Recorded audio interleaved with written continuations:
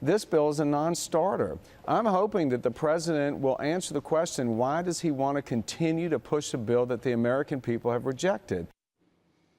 In case you had high hopes for Thursday's White House bipartisan health care meeting, I think Eric Cantor just dampened those. And that's probably one of the questions we won't hear answered on Thursday. Top Line starts right now.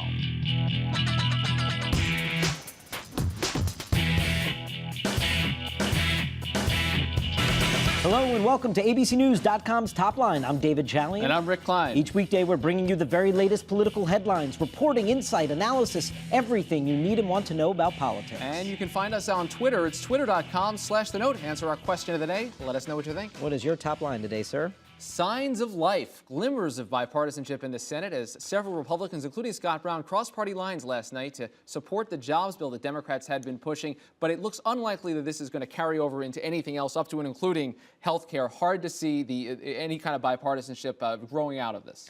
$15 billion bill, basically all tax cuts, and yet they still will need to get 5 Republicans over to their side of the aisle. War of words. That's basically what Thursday's White House summit is shaping up to be, as both the White House and Republicans up on the Hill are trying to build the frames through which the American people are going to see this event. You had Eric Cantor just saying there, this is a non-starter, of course, and you have the White House today, Dan Pfeiffer, the communications director, saying, we still don't have a GOP plan. The GOP claims they've put up their plan on the website. The White House's point saying one consensus plan. That's what they're bringing to the table. They want one consensus Republican plan. And of course, that's hard to do. Lots of positioning here. And they still don't even know who all is going to be there from the Republican side. They have to figure that out in addition to what the plan is. Hot seats. Congressional hearings are underway on those Toyota recalls. A lot of tough questions for Toyota executives and also a lot of tough questions for the Department of Transportation. Several members of Congress, Democrats and Republicans, questioning why transportation wasn't on top of this, going back to the Bush administration, not just President Obama. And it's going to be a tough couple of days. Every congressman obviously wants to have their say on this. And you're starting to see some backlash here. Some Republicans especially are saying, hey, you know what? The Transportation Department is not a disinterested party here. They're a competitor of Toyota's now, basically, owning some bit of the American cars, and they're a little wary of this kind of oversight going a little too far.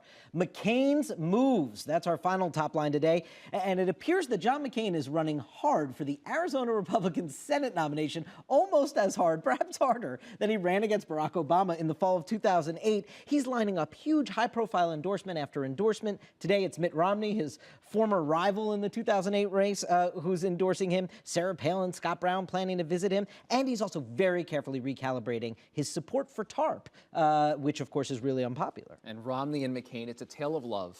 It's just heartwarming. You remember those awkward images from the spring of 08 during that Mitt Romney endorsement of John McCain? Anyway, we're going to begin with 2 senators, a little bit of bipartisanship right here on Top Line. We're joined by Republican Senator Judd Gregg of New Hampshire, and we're joined by Democrat Ron Wyden of Oregon. They have a plan out trying to simplify the tax code and deal with the Bush tax cuts that are set to expire. Let me begin with Senator Wyden, please.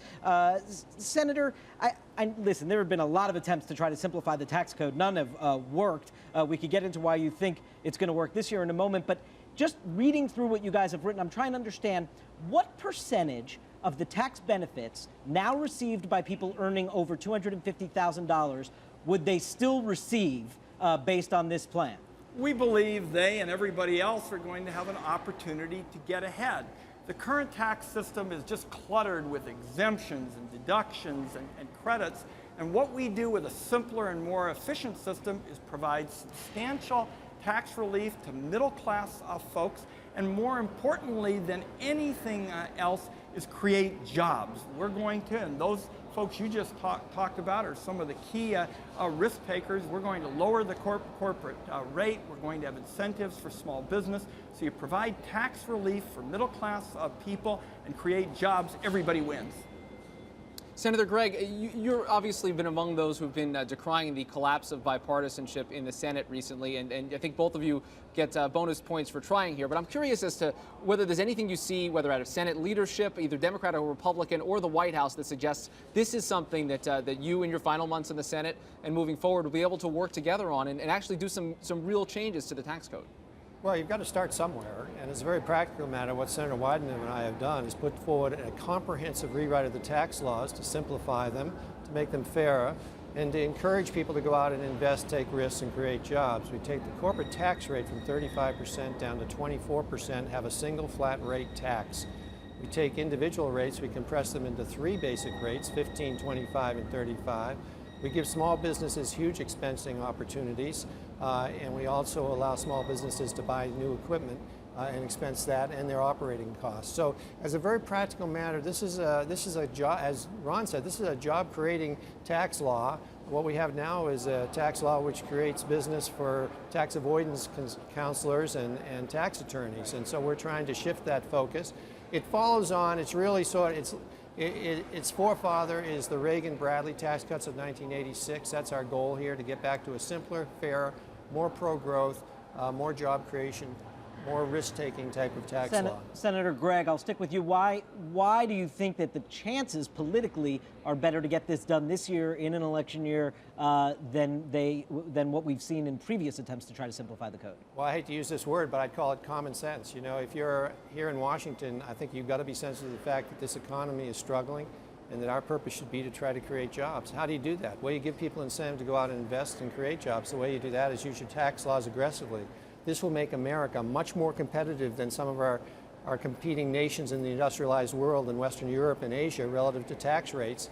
Will cause companies to want to expand here, will cause people who want to take risks to take the risks here, and will even cause some foreign companies to take a hard look at whether they should come to the United States to create jobs rather than do it in the country of their origin. So if you're interested in getting this economy going, if you're interested in creating jobs, this is the type of proposal you want to look at. Senator Wyden, of course, key to this would be bipartisan buy-in to get Democrats and Republicans together. But I'm curious your take as to some of the rumblings we're hearing on the health care bill. A lot of talk now about using reconciliation to pass health care reform. Is that something you support?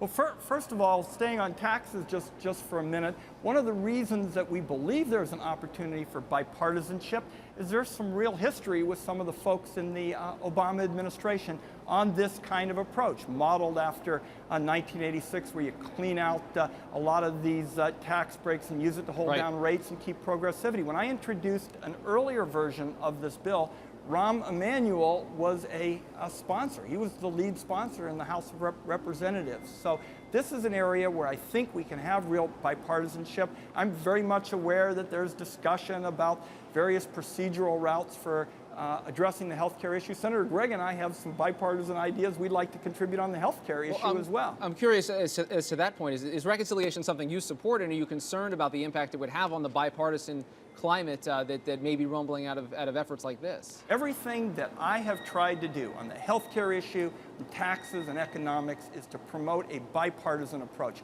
Let's advance good ideas. When the American people see good ideas, whether it's Thursday at the summit or another occasion, then they're going to be able to hold all of us accountable. Now, I'm not going to say what the procedure for health reform ought to be. What I'm going to say is Senator Gregg and I, in both the tax area and the health area, have good ideas. Give both sides a chance to score policy points rather than political points. That's what the country wants to see right now. Senator Gregg, part of what you're doing on this tax plan is to address the sunsetting of the Bush tax cuts. As you know, those tax cuts were voted through on reconciliation.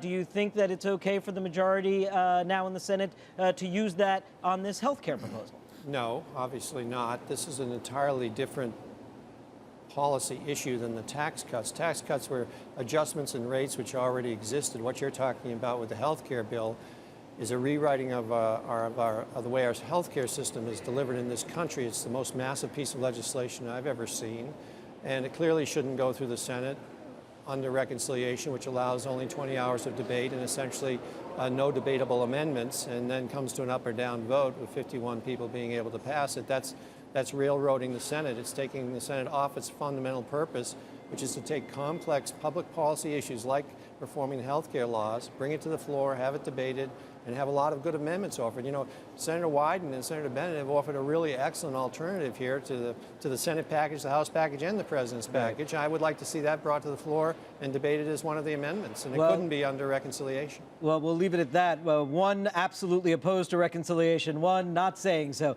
Senator Ron Wyden and Senator Judd Gregg, thank you both for being here today. We appreciate your time.